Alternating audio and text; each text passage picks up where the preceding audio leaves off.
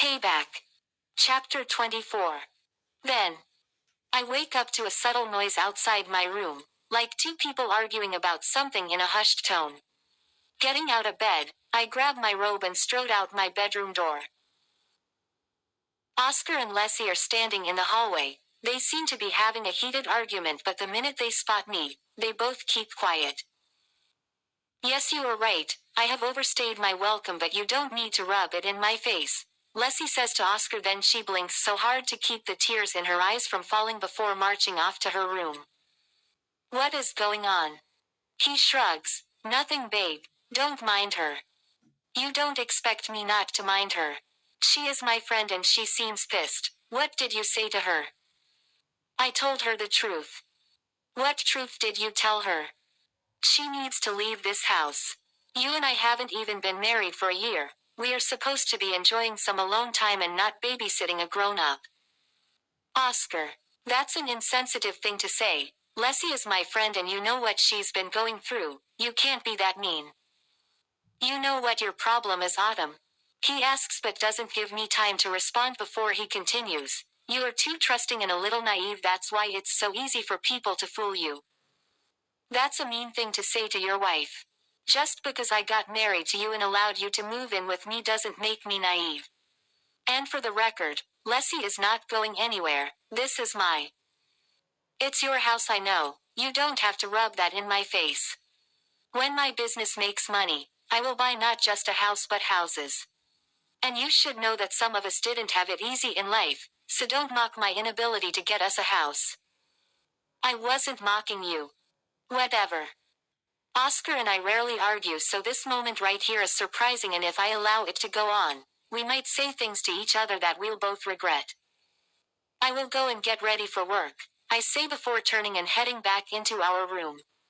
I make a conscious decision not to talk to Leslie this morning. She is probably still in a foul mood and I will be late for work if I get into it now. Walking into the bathroom, I undress and take a long shower. When I step out of the bathroom, the bed has been made and my clothes are on top of it. Oscar sometimes gets to pick my clothes for work. He has good fashion taste, so I let him. I get dressed, comb my hair and do my makeup before grabbing my bag and walking out of the room. Your breakfast is on the table, Oscar says. He is in the living room. Watching TV. He isn't going to work today. He took a day off to rest. He's been complaining of a pounding headache for the last couple of days. He is scheduled to go to the hospital today. I will grab breakfast at the office, I say, as I walk to the front door. He gets up quickly and walks towards me, then he grabs my hand. I know you are upset. I know we are both upset, but I won't allow you to leave this house without eating. Is it by force? I am not hungry. Okay, you don't have to eat anything else on the table, just drink your tea. What's with you and this tea? If I didn't know any better, I would think you were putting something in it. What? How would you assume a thing like that? You don't trust your husband. I was just joking. Well, that joke was in bad taste, he says before he walks away. Can this day get any worse? I turn and walk into the kitchen. Sitting at the table, I quickly eat. When I am done, I place the dishes in the sink. Thanks for breakfast, I am leaving, I call out, not expecting to get a response from him, but he responds, drive safely. I love you. I love you too, I say before exiting the house. Oscar and I agreed on a few things right from the beginning. No matter how angry we feel, we agreed never to give each other the silent treatment and to always end our conversations by saying, I love you. I drive to the office thinking about Leslie and how best to help her out. It's obvious Oscar isn't comfortable with her staying with us, but I can't kick her out. That would be inhuman. Maybe I should help get a job for her. An hour later, I pull up in my usual parking space at work and step out of the car. Stepping out of the car, I head straight to my office. Good morning, Sarah says. Hey you, good morning. How are you? I am fine, madam. How are you? I am fine too. Someone left this for you, she say, pulling out a box wrapped in shiny blue paper with a silver bow in the center. Me. Yes, the receptionist gave it to me when I arrived. It has your name. Okay, I grab the box and enter my office. As soon as I settle, I rip open the wrapping paper. There's a note on top of the box which reads, "Never forget what you did," but it doesn't say who it is from. Drawing in a deep breath, I open the box, screaming loudly at its contents. There was a bloody knife as well as pieces of human flesh, fresh and bloody inside it. "Madam." Sarah rushed into the office followed by the security officers. When they saw what was in the box, they too were stunned. I screamed and screamed and screamed until I was so hoarse I couldn't scream any longer.